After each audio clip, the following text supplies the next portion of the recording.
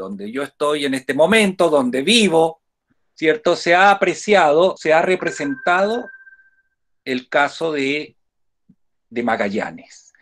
Y en particular a propósito de un autor fundamental que iremos conociendo a medida que se desarrolla la presentación, que se llama José Toribio Medina, un historiador, un americanista, un erudito.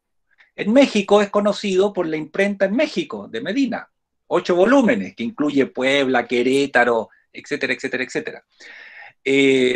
Un hombre del cambio de siglo entre el 19 y el 20, nació en 1852, murió en 1930, y que, como todo buen erudito positivista de esa época, recopiló y recopiló documentos. David, la siguiente, por favor. Bueno, quiero mencionar que esto del estrecho de Magallanes tiene su razón de ser también en este 2020, porque se cumplen 500 años de el viaje de Magallanes y de su paso por el estrecho interoceánico, o sea, que comunica el Atlántico con el Pacífico. Y esto ha sido objeto de múltiples celebraciones, todas las cuales se han visto complicadas, algunas frustradas, por la famosa pandemia. Pero igual hay celebraciones, en otros lugares habrá conmemoraciones. Y estas empezaron el año 2018 en España, con este quinto centenario de la primera vuelta al mundo, el primero que da la vuelta al mundo, ¿cierto? Y que se celebró en Valladolid. Siguiente, por favor. Después tenemos una que se celebró, otro seminario, el 2019, en Río de Janeiro, entre otras razones porque la escuadra de Magallanes recaló en lo que hoy día es Río de Janeiro, sin perjuicio de que Brasil fue colonia portuguesa y Magallanes portugués, etcétera, etcétera, etcétera. Siguiente, por favor. Otro que se celebró en Lima, el 2019, otro seminario con motivo de esta conmemoración. Y como ustedes ven ahí, el Mar del Sur americano, representaciones, usos y proyectos, etcétera, a propósito de la vuelta al mundo de Magallanes. Siguiente, por favor. Y uno más todavía en Sao Paulo, también a propósito de esto de los portugueses en busca de nuevos mundos, la epopeya de Fernando de Magallanes. Les quiero plantear con estos pósteres, con estos afiches, cómo esta fecha, si no fuera por la pandemia que hoy día nos restringe de muchas maneras, habría sido una conmemoración de alcance bastante planetario, global, mundial, como ustedes señalan.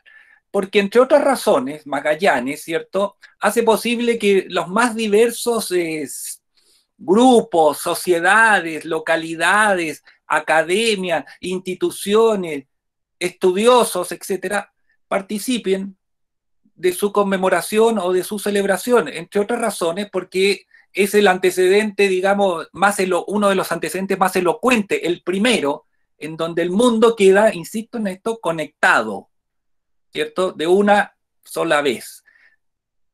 Y él demuestra con la práctica, con su propia navegación, que eso era posible. Siguiente, por favor. Bueno, aquí tenemos a este señor José Toribio Medina, que es uno de los protagonistas de esta presentación, porque vamos a hablar un poco de cómo él abordó lo que llamamos representación de Magallanes. Y aquí lo vemos en su casa, en su biblioteca, ¿cierto? 22.000 volúmenes, trabajando como hizo toda su vida. Me interesa mostrarles esto porque esta es una práctica, esto de juntar bibliotecas, de trabajar y de publicar cosas, muy propia de los historiadores de fines del XIX y de comienzo del siglo XX, sino de siempre. Un hombre que trabajó y cuyo lema era, o fue, un lema que a mí me gusta mucho: he trabajado mucho y me he cansado poco. Y así fue como compuso más de 500 libros. Siguiente, por favor. Libros que entregó a la Biblioteca Nacional de Chile y que hoy día, como ustedes pueden apreciar ahí, están en la Biblioteca Nacional en lo que se conoce como la Sala Medina, que rinde homenaje a este gran polígrafo, erudito, historiador, coleccionista, etcétera, etcétera, etcétera, etcétera. Y que, como ustedes ven, es una sala bastante atractiva, digámoslo así. Siguiente, por favor. Medina, el año 1888, como ustedes ven, publicó o comenzó a publicar una obra titulada Colección de documentos inéditos para la historia de Chile. Esto de publicar obras para la historia de Chile, Perú, México, España, etcétera, era algo común en la segunda mitad, bueno, en el siglo XIX en realidad. Era algo común que hicieron muchos eruditos, muchos americanistas, muchos historiadores. Bueno, en Chile, uno de los que se ocupó de todo esto fue Medina, que dio a la luz, a la prensa, esta obra, Colección de documentos inéditos para la historia de Chile. Y fíjense, lo que me interesa es lo que dice ahí, desde el viaje de Magallanes hasta la batalla de Maipo, o Maipú. O sea, desde 1518, que es cuando comienza el viaje, hasta 1818, que fue en esa batalla en donde se sella la independencia de Chile. Entonces, aquí tenemos cómo Medina, al momento de comenzar a publicar aquellos documentos que van a hacer posible explicar y hacer la historia de Chile, el año 1888, él considera que el paso de Magallanes por el estrecho que después llevaría su nombre, o sea, el estrecho de Magallanes, forma parte de la historia de Chile. Siguiente, por favor.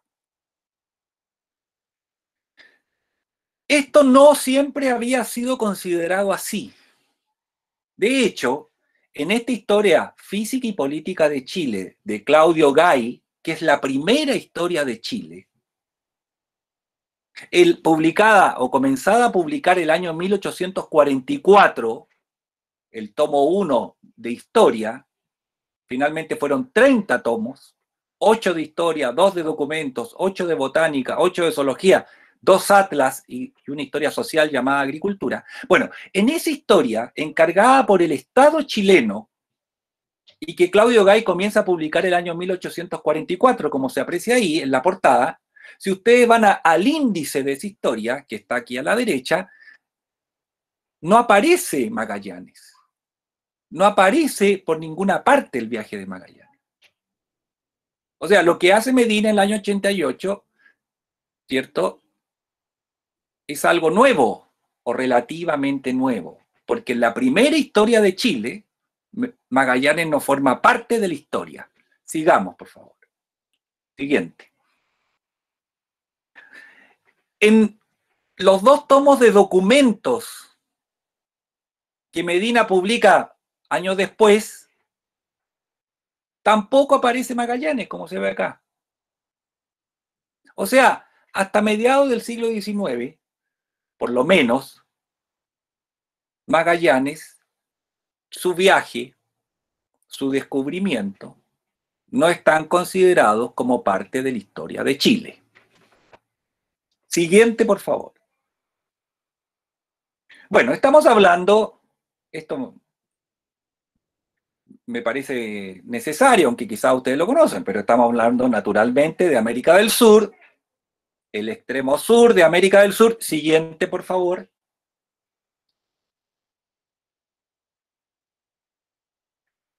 Estamos hablando del estrecho de Magallanes que ustedes ven ahí. La boca oriental al Atlántico hacia la derecha y la boca occidental al Pacífico a la izquierda. Y el trazado ahí y al sur la Tierra del Fuego. Mundo de islas, de hielos eternos, de campos de hielo, de mar, de viento, etc.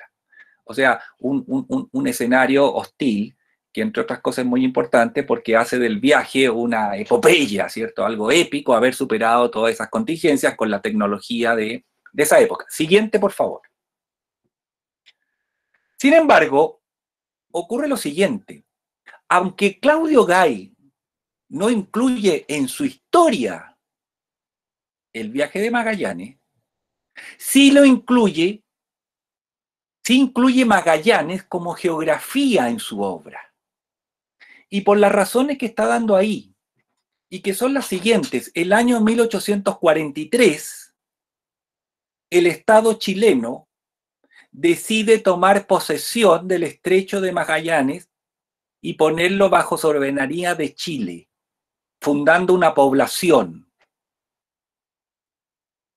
Y entonces, aunque, como dice Claudio Gay, mis trabajos no comprenden más que a Chile propiamente dicho, es decir, desde Atacama hasta la isla de Chiloé, él considera que en función de esta pretensión chilena de incorporar el Estrecho de Magallanes bajo su soberanía, es conveniente y aún político, como dice ahí, que yo hiciera entrar en mi obra geográfica, esa parte del territorio que se extiende desde el gran archipiélago de las Huaytecas hasta el Cabo de Hornos.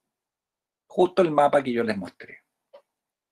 Eso lo dice el año 43. Y la segunda frase es del año 46. Estando en Europa, Claudio Gay dice: no pierdo ocasión para conseguir nuevas noticias, para que mis trabajos sobre el Estrecho de Magallanes, que de orden suprema, o sea, el año 43 él insinúa hacer esto, pero ahora el Estado le ordena, ¿cierto?, añadir en su obra el Estrecho de Magallanes. Y por eso se traslada a Inglaterra a buscar material, en definitiva, cartografía sobre el Estrecho de Magallanes. ¿Por qué hay en Londres? Porque recuerden que en la década de 1830 había venido a América el capitán Fitzroy con el Beagle, barco en el que viene Darwin, a hidrografiar toda la costa austral de América para el comercio inglés. Sigamos, por favor, don David. Bueno, esta tarea de Claudio Gay se materializa en el Atlas de la Historia Física y Política de Chile, que ustedes están viendo ahí la portada, publicado el año 1854, que incluye el primer mapa de Chile que ustedes ven a la derecha, de norte a sur, largo y angosto, con un recuadro al extremo abajo, a la extrema derecha, ya lo vamos a ver ampliado, que incluye la Patagonia, que es el espacio, el ambiente, la región donde se encuentra el Estrecho de Magallanes. Siguiente, por favor. Entonces ustedes tienen aquí a la izquierda ese recuadro que yo les hablaba, que está en el mapa general de Chile. Y a la derecha tienen una cartografía particular que se llama Estrecho de Magallanes. O sea, a propósito de las controversias de límites que se van a iniciar con Argentina luego de que Chile funde el fuerte Bulnes el año 43, Argentina reclama de que eso no puede ser porque ese territorio es argentino el año 47. A propósito de esas controversias, es que Magallanes se integra a lo chileno, pero se integra no como historia, se integra como geografía. O sea, forma parte, los chilenos pretendemos, a través de Claudio Gay y otras formas, de que esto forma parte de Chile. Y por eso Claudio Gay publica mapas de Magallanes y del Estrecho de Magallanes y de la Patagonia en un atlas de historia de Chile. Siguiente, por favor. Naturalmente, esto que hace Chile provoca la reacción de los argentinos, como se ve en el libro de la izquierda, de Pedro de Angelis, un gran historiador, erudito, etcétera, estudioso, que el año 52, como ustedes ven, publica una memoria histórica sobre los derechos de soberanía y dominio de la Confederación Argentina respecto de la Patagonia, con una serie de antecedentes históricos, más bien documentación, generada por la corona española, sobre por qué el Estrecho de Magallanes formaba parte del virreinato del Río de la Plata, etcétera, etcétera, etcétera. Esto da lugar a una respuesta de Chile que le encarga a un historiador, Miguel Luis Amunátegui, un libro que ustedes cuya portada ustedes están viendo, títulos de la República de Chile a la soberanía y dominio de la extremidad actual del continente americano.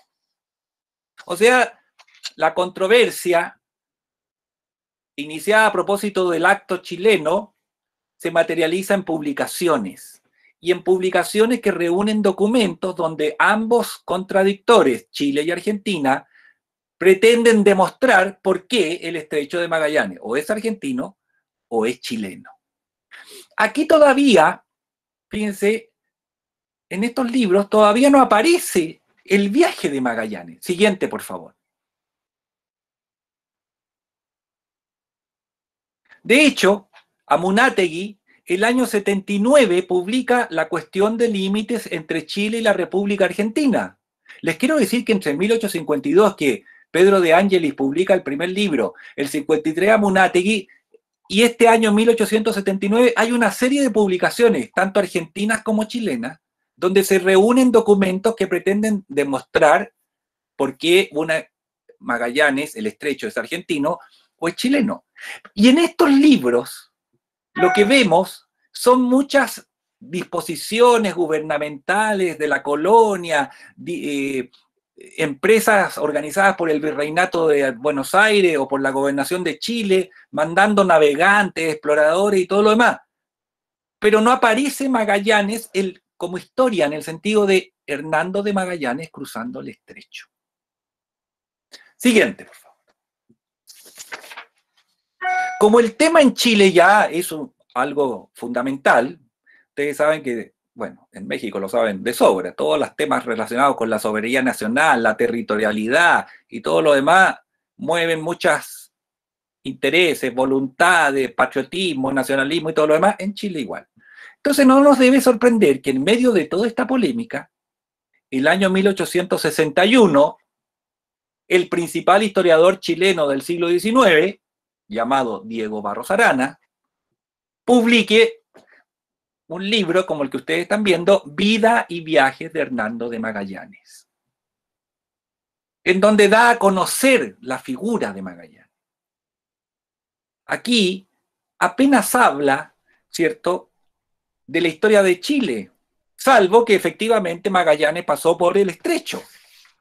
Y que en ese contexto, si pasó por el estrecho, puede ser considerado el origen o la primera expresión, el ingreso de Chile en la historia occidental por el paso de un europeo por este estrecho de Magallanes. Estrecho de Magallanes que el año 1861 no es chileno. Nosotros los chilenos de esa época pensábamos que era chileno, los argentinos pensaban lo mismo. Es una región en discusión. Sin embargo, el mismo Barros Arana, el año 1884, publica el primer tomo de su Historia General de Chile, que ustedes están viendo a la derecha en una portada de la segunda edición publicada el año 2000 recién. Siguiente, por favor. Y en este primer tomo, como se ve en el índice, parte segunda, Descubrimiento y Conquista, el capítulo primero es Magallanes. O sea, Magallanes ahora integrado a la historia de Chile. Pero no para hacer la historia de Chile, en el sentido de que a partir de ahí se continúe un relato continuo en adelante, desde 1520, que no, es para mencionar, como lo hace Barros Arana, y se ve ahí, que Magallanes efectivamente realizó un memorable viaje, como se lee en el párrafo de la derecha, y que dice, fíjese, viaje de Hernando Magallanes no pertenece propiamente a la historia de Chile, pero tiene importancia capital para la historia de la geografía. Aquí se da esta situación, estimados jóvenes historiadores e historiadoras, que en nuestros países basta que un territorio en algún momento comience a formar parte de la historia, a formar parte de la territorialidad de nuestros países para que inmediatamente la historia de ese territorio, incluso de antes que se integre a la soberanía nacional, ya forma parte de la historia nacional. Entonces aquí vemos que Barros Arana lo integra como parte de la historia nacional, aun cuando él mismo diga que no pertenece propiamente a la historia de Chile. Pero si ya el territorio pertenece a la historia de Chile, o sea, es parte de la geografía de Chile, como el territorio es parte de la geografía de Chile, la historia de ese territorio ahora tiene que ser parte de la historia de Chile. Siguiente, por favor. Bueno, aquí el año 1881, Chile y Argentina firman un tratado de límites, en virtud del cual el estrecho de Magallanes queda bajo soberanía de Chile, como está hasta el día de hoy.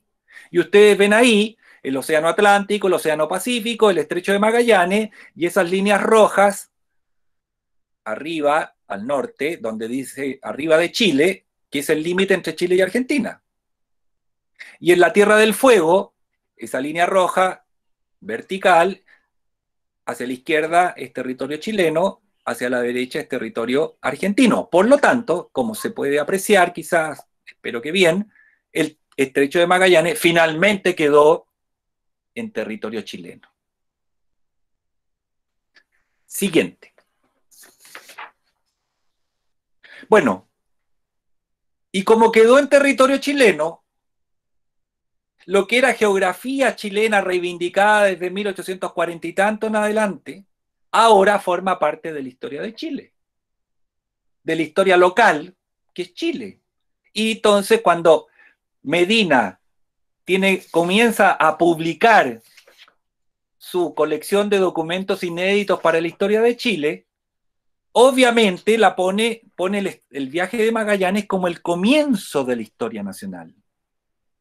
Y entonces ofrece en 2 tomos, 1 y 2, que ustedes están viendo, más de 100 documentos con alternativas o relacionados con el viaje de Magallanes, con su tripulación, con la parentela de los tripulantes, con las querellas motivadas después de culminado el viaje. Todo una serie de fuentes que Medina considera de nuestro pasado, o sea, del pasado chileno, y que según él complementan la historia de Chile. Ahora, Medina es un erudito positivista. El positivismo es la gran escuela perspectiva para hacer historia en el siglo XIX. De tal modo, y ese positivismo implica estar sometido a la tiranía del documento, en el sentido de que importa más quizás el documento que demuestra algo que el relato que el historiador hace respecto de ese hecho. Más todavía, en donde los historiadores en general no interpretan, sino que simplemente describen, hacen una crónica basada en documentos normalmente oficiales de lo que ha ocurrido. Y eso es lo que hace Medina. Recopila y recopila documentos. Documentos que según él tocan directamente a Chile. ¿Por qué tocan directamente a Chile? Porque están relacionados con Magallanes y su viaje y su tripulación. Aun cuando esos personajes y ese viaje solo tuvo como parte del viaje el pasar por el estrecho. Pero ahora que el estrecho es chileno, la historia que ocurrió ahí pasa a ser también chilena. Siguiente, por favor. Como Medina es un erudito que junta datos cada vez que puede, mientras recopilaba documentos, encontró mapas en los archivos de India, en Simancas, en Alcalá de Henares, en el archivo del Ejército, en diferentes archivos europeos, fundamentalmente españoles, donde ustedes ya se han dado cuenta, sobra señalar que él estuvo recopilando documentos. Y entre ellos mapas. Y entonces el año 89, o sea, el año siguiente de la publicación de los primeros tomos de los documentos inéditos, publica este ensayo acerca de una mapoteca chilena, que como ustedes ven a la derecha, nombra a Fernando de Magallanes. Para hablarle, y dice, mire, Magallanes se presentó ante la corona española para hablar del proyecto de descubrimiento de un pasaje en la parte austral del Nuevo Mundo, el reconocimiento de la costa, etcétera, etcétera, etcétera. aquí no lo toma como algo propio de la historia de Chile, a pesar de que estamos en un ensayo de mapoteca chilena, sino que aquí ya comienza lo que yo llamaría el giro de Medina, el giro de pasar de la historia local a la historia global. Siguiente, por favor. En este ensayo hay una segunda parte que es una historia cartográfica, en donde él da explicación sobre los mapas que fue encontrando relativos a Chile colonial, digámoslo así. Entre ellos los relacionados con el Estrecho de Magallanes. Siguiente, por favor. Mapas que por supuesto están publicados como Cartografía Hispano-Colonial de Chile. Siguiente. Y descrito por Magallanes, por Medina, como aparece ahí. Mapa por mapa, son muchos mapas. Siguiente, por favor. Y que naturalmente se refieren al Estrecho de Magallanes. Mapas recopilados en Europa, que él ha hecho copiar o ha adquirido, como el que estamos viendo aquí, mapa del Estrecho de Magallanes y del nuevo mar con los puertos, ríos, islas y ensenadas que tienen las costas, etcétera, de norte a sur. Siguiente, por favor. Bueno, o este otro mapa. O sea, en esta mapoteca chilena, que él llama chilena, Medina da cuenta sumaria, resumida, de las exploraciones realizadas en Chile. Y el Chile, para Medina, es el Chile de 1890, de 1889, y eso incluye el Estrecho de Magallanes. Por lo tanto, todos los mapas que se hayan producido hasta ese momento sobre el Estrecho de Magallanes tienen que entrar en su historia. O sea, él se interesa por esto porque en esta pretensión, ya les digo, de que si es territorio chileno, todo lo que ocurrió ahí histórico forma parte de la historia. Pero bueno, pero aquí Medina comienza a dar este giro, porque habla de Magallanes como en la mapoteca, como una persona que hizo un adelanto extraordinario en los anales marítimos de la humanidad. O sea, comienza a transformar el viaje de Magallanes en un hito global por sus resultados. Primera circunnavegación, fundamental, pero además el descubrimiento del estrecho que hace posible la comunicación más fácil entre el Pacífico y el Atlántico. Paréntesis. En el extremo sur de América del Sur hay 3 pasos naturales entre los océanos. El que está entre el Cabo de Hornos, el extremo sur de América, y la Antártida. El canal Beagle, que está al sur de la Tierra del Fuego, y el Estrecho de Magallanes. Esos son los 3 pasos. Hoy día existe el canal de Panamá. Y además, con el calentamiento global, como lo vemos en las noticias normalmente, en el verano del hemisferio norte, ahora se puede navegar al norte de Canadá. Claro, con un rompehielos será y todo lo demás, pero se puede. Navegaciones de superficie, porque ya un submarino puede pasar por bajo los hielos, por supuesto. O sea, para Medina es un hecho fundamental, pero ahora de carácter global. Sigamos, por favor, don David. Ahora, esta transformación en la interpretación que Medina hace del descubrimiento del estrecho, que de local va pasando a global, está en un contexto. ¿Y qué es? Las grandes exploraciones, las grandes preocupaciones de fines del siglo XIX, una época en donde además se está buscando llegar a los polos, hay una competencia imperial por quién llega primero al polo sur, Amundsen, Scott, gran expectación, pero además porque se han cumplido los 4 siglos del descubrimiento de América en 1892 y en 1913 viene la conmemoración del descubrimiento del Mar del Sur, o Pacífico por Núñez de Balboa, y en 1520 va a venir la conmemoración del descubrimiento del Océano Pacífico por Magallanes entrando por el sur.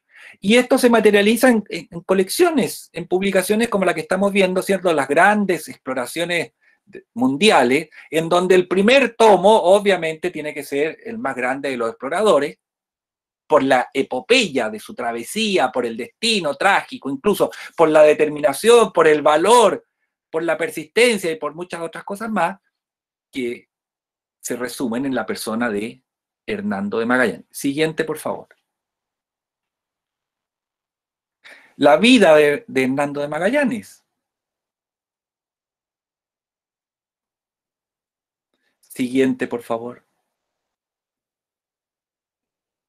Bueno, y de Hernando de Magallanes y de sus compañeros, Pigafetta, que es el cronista de la expedición. Siguiente. Un portugués que escribe sobre Fernando de Magallanes, y como vemos en la derecha, en la portadilla del libro, le manda el libro a Medina dedicado, porque Medina publicó el 88 esos tomos sobre Chile, pero que están completamente dedicados a Magallanes, y por lo tanto esa documentación ha servido para escribir estos libros que estoy dando como ejemplo, en donde Medina es abundantemente citado. ¿Citado por qué? Porque recopiló 2 tomos con documentos sobre el viaje de Magallanes. Aunque sea como historia local, esos documentos son usados para una historia como la que estamos tratando de ver, relativa a Magallanes, en una perspectiva global. Siguiente, por favor.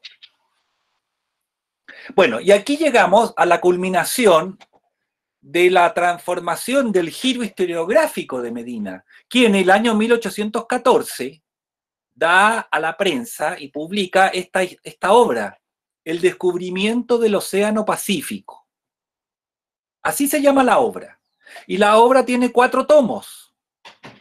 2 dedicados a Vasco Núñez de Balboa, que descubrió el Mar del Sur en Centroamérica en 1513, y otro dedicado a Hernando de Magallanes, que descubrió el Océano Pacífico en 1520 al cruzar por el Estrecho de Magallanes. La culminación es 1520, el libro de la derecha, pero esto tiene un adelanto en 1500, en el libro de Vasco Núñez de Balboa de 1913. La culminación es 1920. Y con esto se completa esta operación de Medina, ¿cierto?, en un contexto mundial, comienzos del siglo XX, con una guerra mundial, además, ¿cierto?, en donde ahora Magallanes es apreciado como una figura de alcance global. ¿Por quién? Por el mismo Medina que originalmente, en 1888, lo había visto como figura local. La explicación para la primera interpretación: las necesidades del Estado soberano de Chile en controversia limítrofe con Argentina, que se sirve de la historia para reivindicar sus aspiraciones soberanas. Y esto tiene como culminación los libros de Medina del año 88. 1920, el mundo globalizado, en un contexto de exploradores, de exploraciones fundamentales, de valoración de figuras como la de Magallanes, ¿cierto? Un mundo conectado ya definitivamente, y en donde Medina, atento a ese mundo y formando parte de ese mundo, se transforma a Magallanes ahora en parte de una historia todavía quizás más grande, como es el descubrimiento del Océano Pacífico, en donde naturalmente la figura de Magallanes tiene que tener un papel fundamental, como lo es a través de este libro.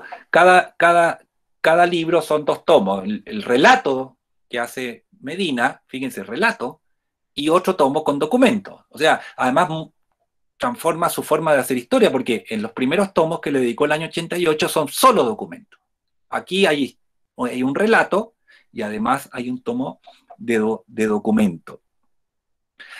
Entonces él dice, mire, ahora Magallanes lo presento como el gran navegante que logró conectar el mundo.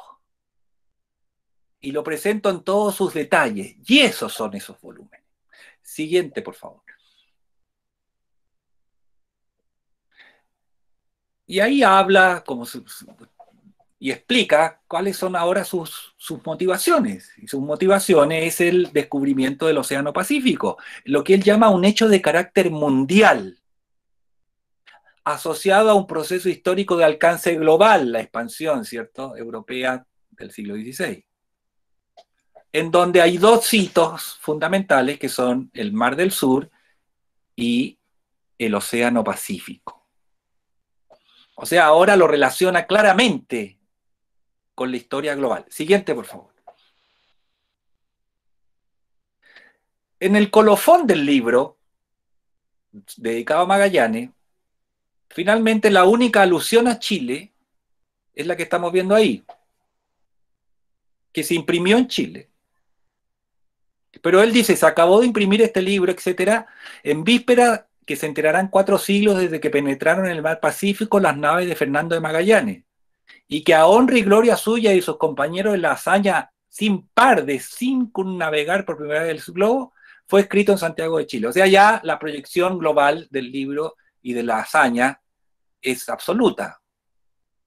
Tenemos que considerar todavía, algo que no había mencionado, que el año 1814, o sea, cuando él va a publicar, cuando él publica lo de Vasco Núñez de Balboa, se ha inaugurado el Canal de Panamá. Canal de Panamá que se está construyendo desde fines o antes todavía, en la segunda mitad del siglo XIX. Y Medina tiene absoluta claridad.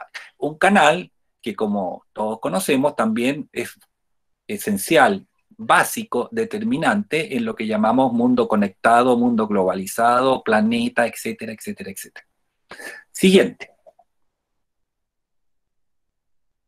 Bueno, por supuesto, en su libro sobre Magallanes, Global, 1920, entrega imágenes, representaciones de Magallanes. Siguiente, por favor.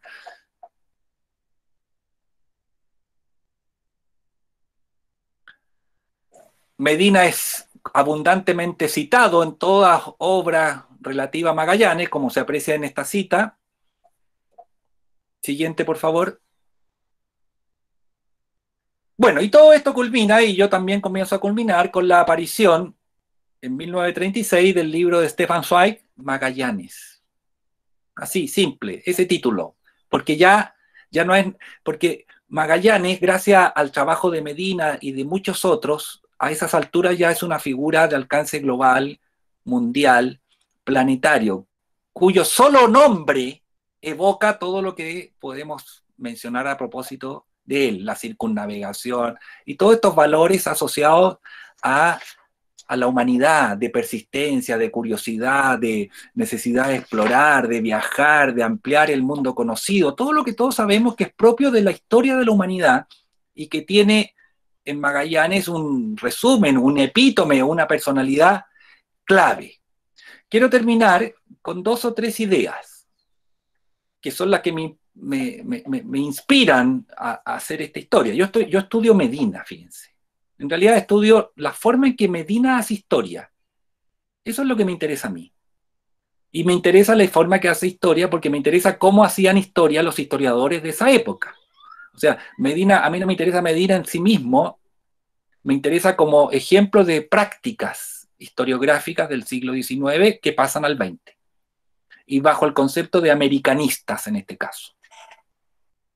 Me interesa mostrar cómo un señor famoso, reconocido por su erudición, positivismo, apego al documento y todo lo que todos conocemos del positivismo, es capaz de, con los más o menos mismos documentos, cambiar su interpretación del mismo hecho que estudia el año 88 y publica, y después el año 1920. O sea, en menos de 30 años cambió de historia local a historia global. ¿Por qué? Porque como toda historia, más consciente o inconscientemente, es fruto de una época, de un contexto, de condiciones que influyen en lo que hace el historiador. Y yo creo que Medina es un caso muy elocuente de todo esto. Y por último, me interesa porque en este mundo globalizado, en este mundo del siglo XXI, con pandemia y todo lo demás, Magallanes ha sido la excusa para que, comillas, medio mundo, cierre comillas, se una de alguna manera a la conmemoración de Magallanes, aunque Magallanes jamás haya pasado por el lugar en que se está conmemorando, aunque ya no tenga nada que ver con el lugar que se está conmemorando, pero eso no importa. Es ese tipo de hito histórico que sirve para prestigiar instituciones en la medida en que se suman a las celebraciones. Y como cuando hablamos de Magallanes, estamos hablando de valores de la humanidad o estamos hablando del mundo conectado, entonces cualquier parte del mundo, aunque no tenga nada que ver con Magallanes, puede participar de la celebración. Lo que habla a su vez de la forma en que hacemos historia, conmemoramos en el siglo XXI. Y por último, quiero señalar cómo de un hecho concreto, material, real, que se puede tocar, como es el viaje de Magallanes y su paso por el estrecho, ¿cierto? Una personalidad como Stefan Zweig, el gran escritor austriaco, termina transformando eso, material y todo lo demás, en una abstracción relativa a los valores que en algún momento o siempre quizás han movido a la humanidad, como son esto de la curiosidad, de la persistencia, de lo sistemático, de ampliar el mundo conocido. Gracias. Gracias, don David. Pues muchas gracias, Rafael. Vamos a pasar a una ronda de preguntas, de comentarios a lo que acabamos de escuchar. Tienen la palabra el público. Les voy a pedir, por favor, que a través del chat nos pidan la palabra. Quien quiera hacer preguntas.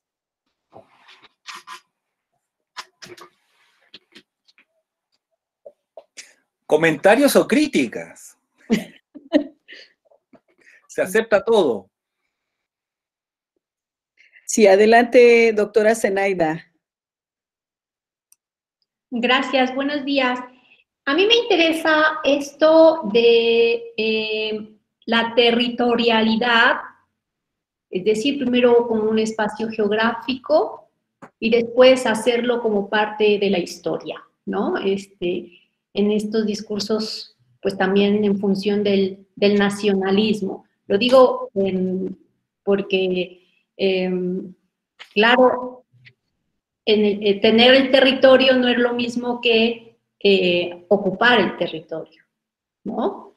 Y este concepto que usted estaba manejando sobre cómo estos historiadores hablan de un espacio geográfico, pero no lo hacen parte de un discurso, de una identidad histórica.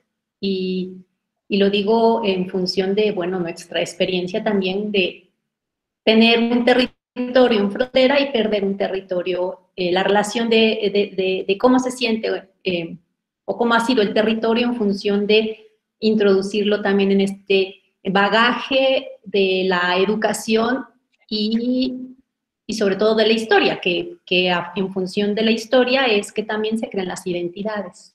No sé si nos pueda comentar algo de eso. Bueno, sí, gracias por la pregunta y el comentario. Lo primero que quiero llamar la atención es que una de las hipótesis que yo he planteado respecto del trabajo de Claudio Gay en Chile,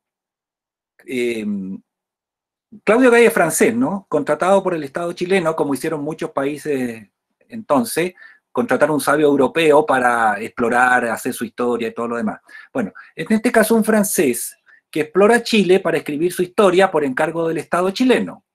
Y como explora Chile, a comienzos de la década de 1830, en realidad a partir de 1830 hasta 1842, ahí vuelve a Francia y escribe los tomos, etc. Como explora Chile y además investiga sobre Chile, es capaz de producir un mapa, que es ese que mostré, el primer mapa de Chile. Hoy día cualquiera, en general, uno presume, ve ese mapa largo y angosto, y dice eso es Chile porque es el único país del mundo tan angosto, tan largo y todo eso. Es como un ícono, es como un símbolo absoluto de los chilenos. Pero bueno, eso fue una creación de Claudio Gay. ¿Por qué? Porque exploró Chile. Entonces, ¿cuál es la hipótesis ahora? Antes de Chile como historia, existe Chile como geografía, como territorio, como ambiente natural, marcado, limitado por un señor que se llama Claudio Gay. Una vez que él marca y hace el mapa, que fue una de las primeras cosas que hizo, lo publicó el 54, pero lo terminó a mediados de la década de 1830, al limitar y poner eso es Chile, ya está dando la pauta de dónde se va a desenvolver lo que vamos a llamar después historia de Chile, ¿me sigue? Porque nadie va a hacer una historia de Chile que incluya Buenos Aires, porque no está dentro del mapa de Chile.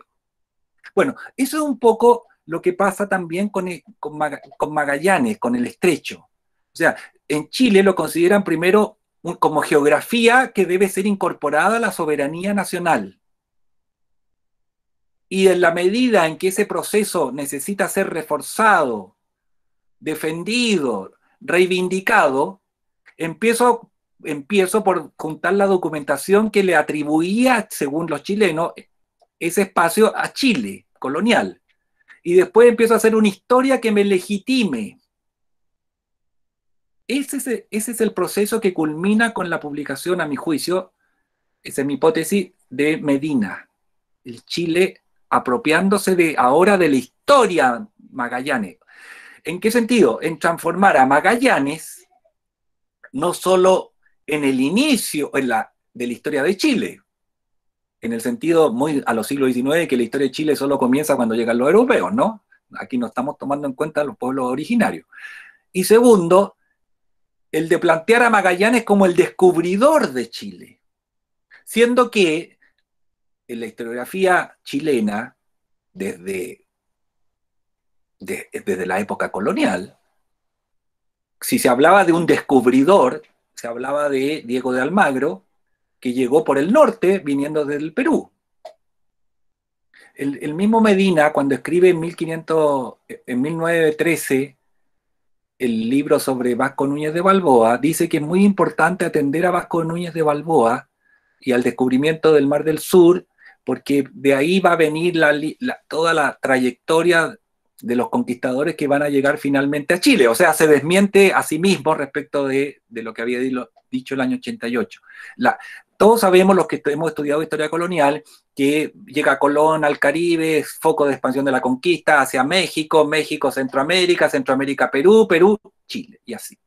O sea, esto de transformar a Magallanes como el inicio de la historia de Chile, como se entendía entonces, o el descubridor de Chile, es una cosa exótica que no tiene explicación, salvo los contextos que yo he estado señalando. Les quiero señalar que ayer en uno de los principales diarios de Chile aparece el gran historiador de Magallanes, don Mateo Martinich, don Mateo, un gran historiador, como les digo, experto en la materia, y que él dice, mire, yo vengo diciendo hace años que hay que tener presente que el descubridor de Chile es Magallanes y no Diego de Almagro. O sea, hoy día con esto globalización, que a su vez trae consigo toda esta idea de identidad local que se reafirma, legitima y todo lo demás con la historia, existen también este tipo de visiones, a pesar de que, por supuesto, Magallanes no tuvo ni la menor idea de que pasó por Chile, no tuvo ni el más mínimo interés con Chile, ni nada que se le parezca, cosa que sí tuvo Almagro, que sabía que venía a un lugar que se llamaba Chile. Pero bueno, esto, a pesar de que somos historiadores e historiadoras, es también una forma de darnos cuenta que hoy día la historia ya no es la verdad o lo que es verdadero o lo que es falso, son interpretaciones plausibles basadas en documentos, o sea, que se apoyan la interpretación en las fuentes.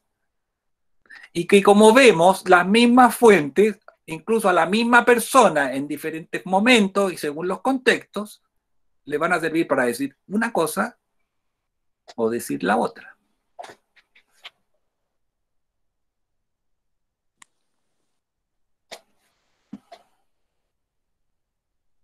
Esto, por supuesto, crea es escandaloso, porque hay algunos que creen que los historiadores escribimos así verdades absolutas, ¿no? Y si lo dijo a tal, ya eso tiene que ser así. Lo que por supuesto causa más daño que beneficio, en mi opinión, pero bueno. Eso sería para otra conversación. Otro debate. Bien, ¿alguna pregunta más? ¿Algún comentario? A ver, la maestra Odilia. Buenas tardes. Profesor, ¿nos podría dar un poquito de su experiencia buscando estos documentos? Los que yo usé.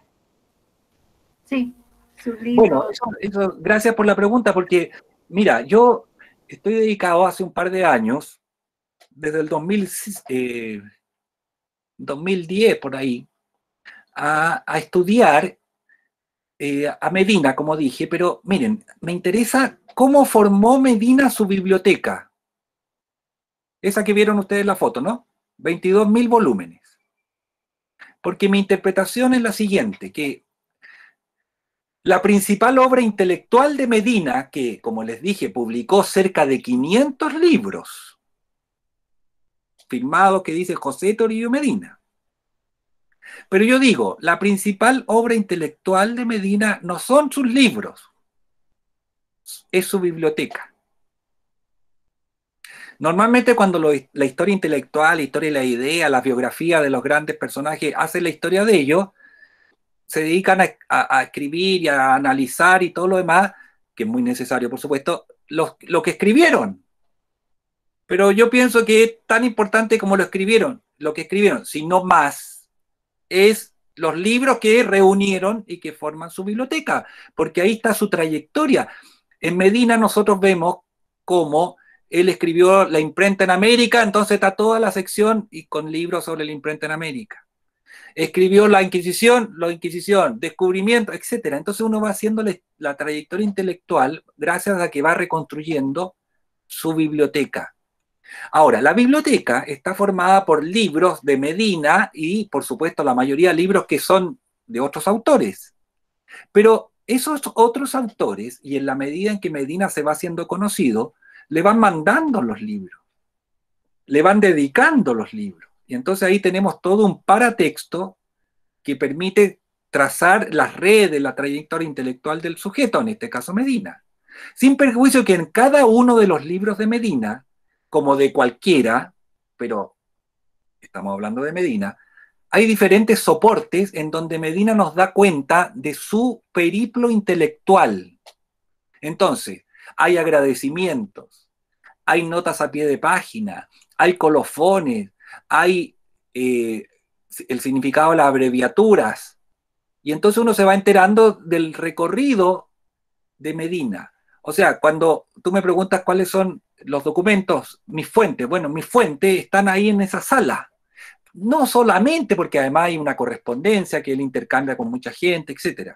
Entonces, a mí lo que me interesa es mostrar que lo que hace un sujeto como Medina, o un Mitre en Argentina, en la misma época, ¿cierto? Un Jiménez de la Espada en España, etc., es propio de una práctica, comillas, científica, de una práctica historiográfica, en que significa reunir documentos, bueno, viajar, reunir documentos, publicarlos, incluso donar las bibliotecas a los estados nacionales como una forma de pasar a la posteridad, en la medida en que los estados las cuidan, por supuesto, etcétera.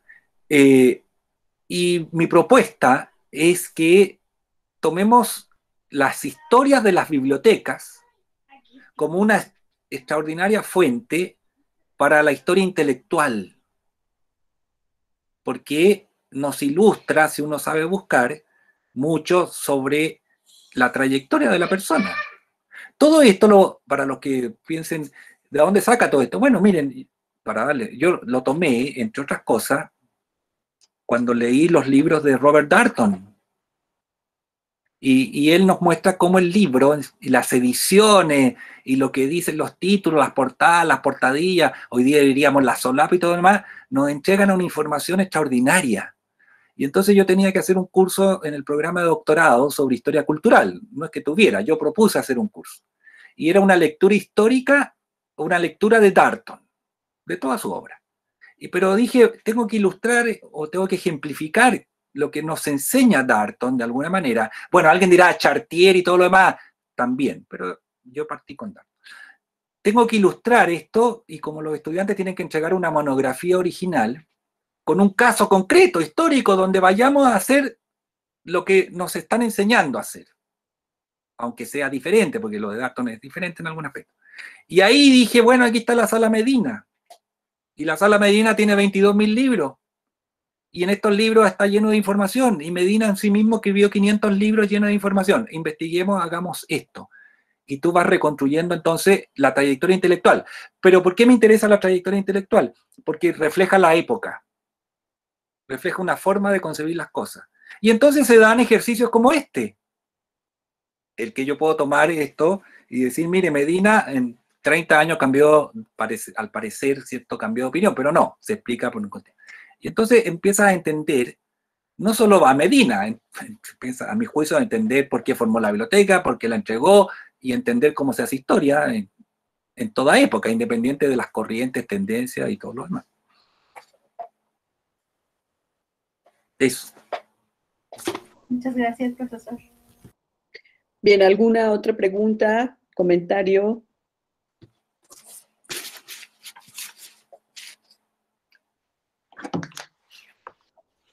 Están muy calladitos todos los jóvenes que nos acompañan. Claro. Pero entonces quizás hay que decirles que hagan una crítica, eso es mejor todavía. Así se aprende más todavía. Claro. Por aquí veo a algunos participantes que son bien críticos, que podrían preguntarme, yo los conozco, las conozco. Bien, ¿algún comentario más? En México, ¿cuántas bibliotecas hay para estudiar? De personalidades, ¿no? Extraordinarias.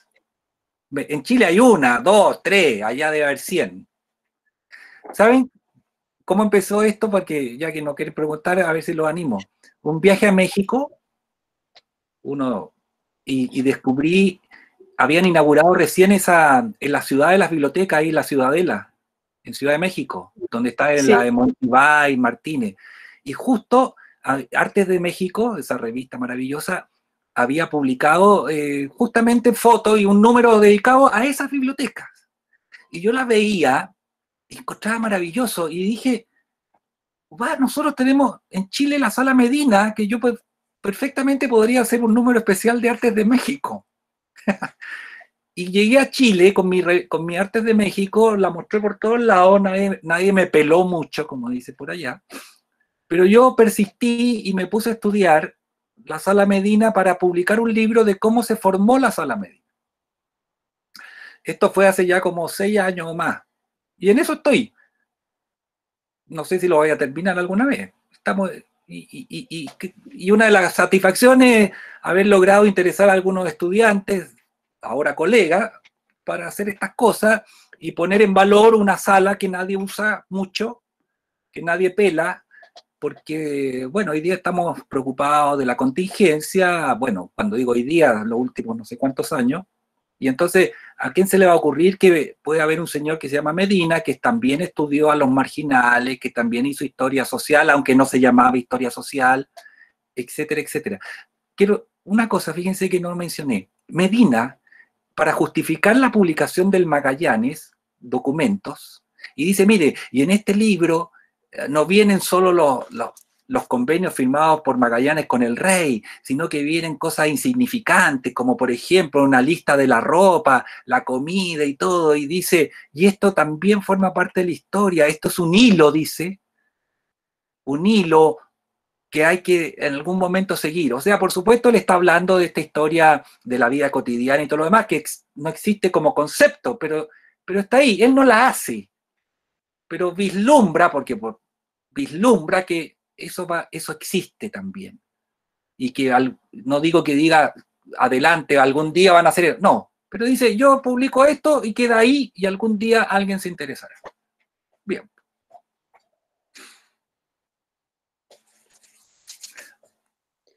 Sí, pues a mí me parece que es sumamente interesante cómo desde un documento o desde un planteamiento que hace un autor en un tiempo histórico, se puede reconstruir una serie de historias que al final del camino pues nos van dando nuevas interpretaciones también, no solamente del pasado, sino del presente, de quienes vivieron y reconstruyeron ese pasado.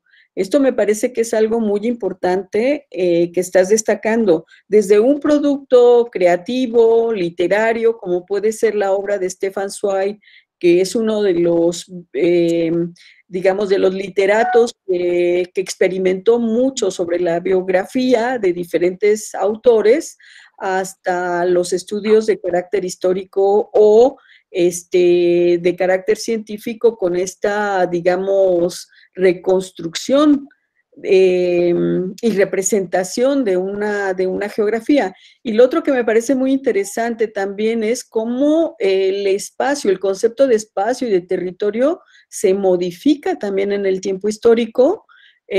Cuando hablamos del Estado o de la nación, no es del mismo territorio al que nos estamos refiriendo en la época actual. Claro. Cosa que muchas veces como estudiantes o como profesores incluso en estas clases pasamos de largo y damos por hecho que se sabe. Pero me pareció muy interesante esto en la parte gráfica de la exposición que haces, Rafael. Claro, eso es muy importante lo que tú dices, María Teresa, porque resulta que en países como los nuestros, bueno, voy a hablar, como el nuestro, Chile, que hemos vivido desde que nacimos a la vida republicana con conflictos de límite. Sí. Como toda Sudamérica, por lo demás, así que no decimos nada nuevo. Entonces, como eso ha llevado a que el Estado, los ministerios de Relaciones Exteriores, las direcciones de frontera y todo, censuren la historia del territorio, porque ellos quieren un territorio que es inmovible. Siempre Chile es como es hoy. ¿Cómo se les va a ocurrir decir que Antofagasta era boliviana? Que Tarapacá era peruano. ¿Cómo se les va a ocurrir de alguna manera a un antecedente histórico que le da la razón a nuestros contradictores? ¿Me sigue? Entonces se ejerce una censura tácita, a veces explícita cuando uno quiere publicar mapas, en donde el territorio no tiene historia. Entonces se enfrió la tierra y los límites quedaron así hasta el día de hoy, lo que es absolutamente incoherente. El territorio tiene historia, por supuesto, pero es una historia que generalmente no se hace. Bueno, Medina, sin pretender hacer historia del territorio, publica una mapoteca chilena donde describe mapas que van mostrando la evolución territorial de lo que hoy día conocemos como Chile. Entonces te abre una perspectiva que complementa lo que conocemos, ¿no? Y que permite explicar, porque finalmente la historia es eso, es explicar. O sea, y ese es el fin de la historia, el fin no es en sí mismo, o sea, saber historia por saber historia no sirve para nada. Tenemos que saber para qué sabemos historia y cómo lo usamos, ¿no? Como un antecedente para desempeñarnos, para ser personas, para ser más libres, etc. Quiero, a propósito de eso que mencioné, fíjate, Medina habla de que él va a publicar cosas insignificantes, pero que dice, son hilos aislados de una urdiembre que ayudan al historiador a presentar la historia del todo acabada. O sea, una intuición. Lo menciono porque los que somos fanáticos de Brusinski, ese libro, no es Brusinski, de Ginsburg, El hilo y las huellas, ¿no? Ahí eso está desarrollado como concepto y todo lo demás. Pero aquí, en el siglo XIX y en el XVIII, incluso antes, también esos historiadores que no tenían estos conceptos, pero algunos vislumbraron que la historia era mucho más allá que el Estado y los hechos oficiales, ¿no? Que es lo que se entendió por historia durante tanto tiempo. Y que algunos la siguen entendiendo. Bueno. Muy bien, tenemos una pregunta. Ángel Ricardo Hernández Cano, quiere hacer un comentario. A ver, adelante, Ángel. Buenos días, primero que nada. Y muchas gracias por la conferencia, está muy interesante lo que hablan sobre navegante portugués. Yo lo tengo brevemente un comentario, porque se me hace muy interesante ver cómo cambia la geografía a través del tiempo, como usted ya mencionó una vez. Pero más que nada, por ejemplo, viéndolo desde la perspectiva de un país como es Chile, es un país que inició siendo un país mucho más pequeño de lo que actualmente es, que creo que comprendía los territorios aledaños a Santiago y la isla de Chiloé en su principio, y luego se fue expandiendo, no de facto, sino de hecho, a lo que es Arica y Tarapacá con lo que fue la Guerra del Pacífico y hasta las islas más al sur. Y lo que quiero preguntar es, ¿qué destacaría usted de la figura de Magallanes? Porque, pues, es un personaje interesante, pero ¿qué es lo que usted sacaría más provecho de esa figura que se ha ejercido a través de este navegante portugués? Mira, lo que voy a contestar lo que he escrito sobre por qué Magallanes puede resultar interesante, sobre todo en estos tiempos. Porque es un modelo de perseverancia, en primer lugar, de determinación, de atreverse a correr riesgos. Es cierto que algunos de los actos de Magallanes durante su travesía no son muy edificantes, que digamos. Bueno, pero en el contexto de la época tienen una explicación. Pero como valores universales de toda época, es lo que te señalo, de valor también, ¿cierto? Y sobre todo de determinación, de jugársela por algo en lo que él creía. Pienso que eso es fundamental y que es el espíritu de los exploradores, de la humanidad, de los que hoy día van al espacio, por dar un ejemplo, ¿no? Además, en una época en que estos viajes dependían mucho de la voluntad personal, o sea, de las características del personaje, del líder. Nosotros hoy día estamos en una época en que quizás también la personalidad del sujeto juega un papel, pero también dependemos mucho de la técnica, de factores más que son más en común, ¿no? En donde, por ejemplo, no sé, el astronauta ahí en la nave espacial está muy condicionado por muchas otras cosas que van más allá de lo de él, aun cuando lo que él decida también es importante. Pero en la época de Magallanes, el líder es absolutamente fundamental, o sea, gran parte del éxito o no de la empresa depende de él. Hoy día está todo eso más diluido. Eso destacaría.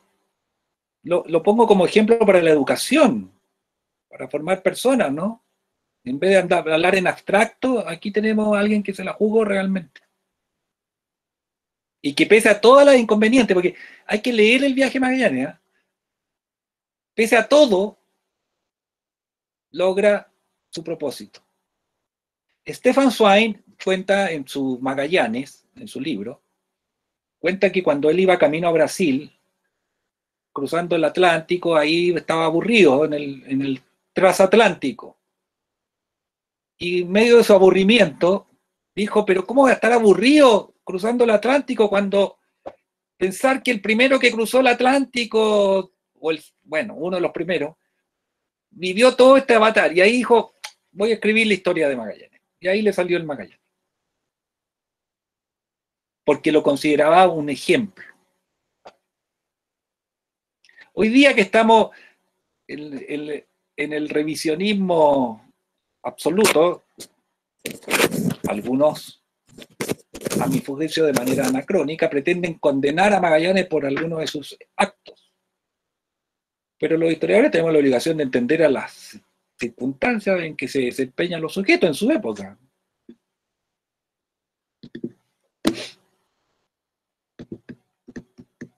Eso sería mi respuesta, estimado Ángel.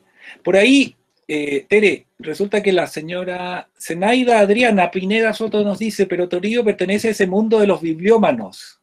Sí, claro. Bibliófilos, pero absolutamente. Y tanto es así que él se hace en un momento en el siglo XX, ¿saben? Se compara, o sea, o se adjudica la representación del bibliómano loco, ese de la nave de los locos de Brandt. ¿Ah? Sí. Junta libros y nadie sabe para qué los junta y que anda con un plumero sacándole el polvo. Es una época en que él está medio deprimido, que considera que nadie toma nota de lo que está haciendo, etcétera, y entonces le dice a un discípulo, oiga, pongan en su libro, ponga la foto del bibliómano. Pero en el fondo está diciendo, eso soy yo también. Claro, claro. Sí. Sí. Bien, si no hay otra pregunta, vamos a, pues, a dar las gracias. Ha sido muy interesante. No sé si alguien más quiera comentar, quiera hacer preguntas, críticas. Jóvenes, participen, anímense.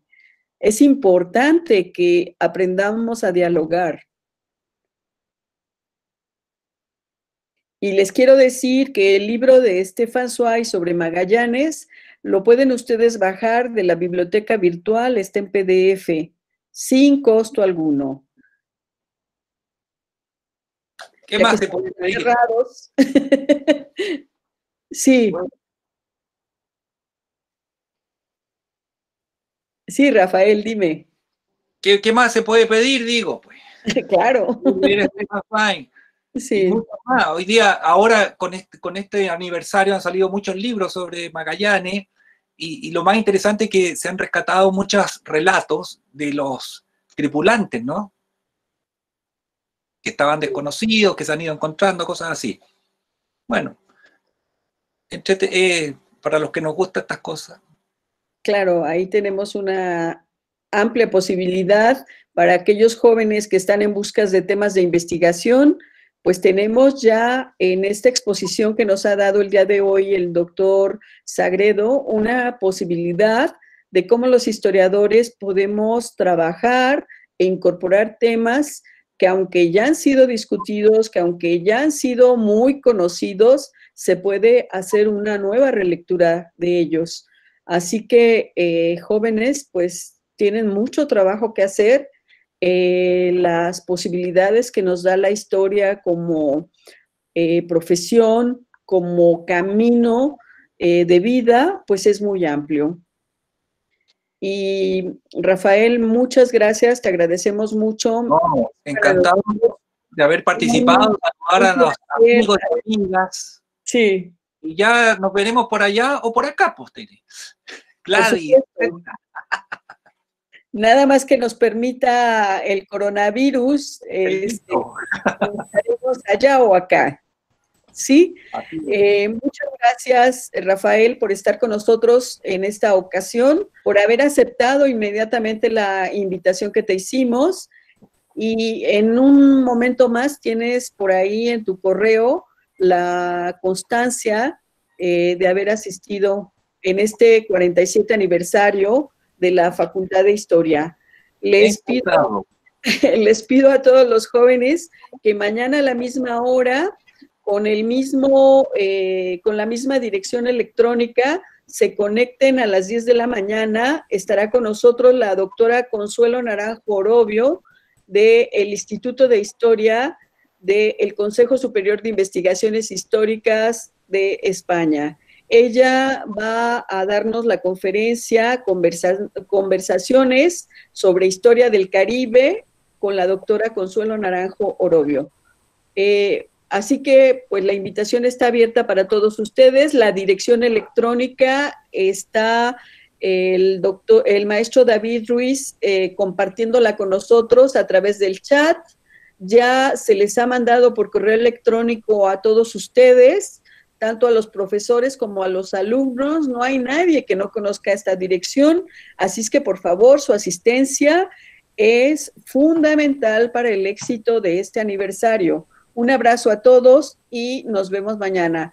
Rafael, perdón. Un placer verte. Gladys, por ahí. Perdón, interrumpo. Sí, la maestra quiere participar antes de irnos. Adelante, maestra. Pues quiero dar las felicidades al doctor por su conferencia, que ha sido tan interesante y que nos motiva a conocer con mayor profundidad la historia de nuestra América. Para nuestros alumnos en la Facultad de Historia, esto de verdad ha sido excelente. Muchas gracias. Pues muchas gracias a todos y nos vemos mañana a las 10 de la mañana en el mismo canal. Un abrazo, Rafael, un abrazo.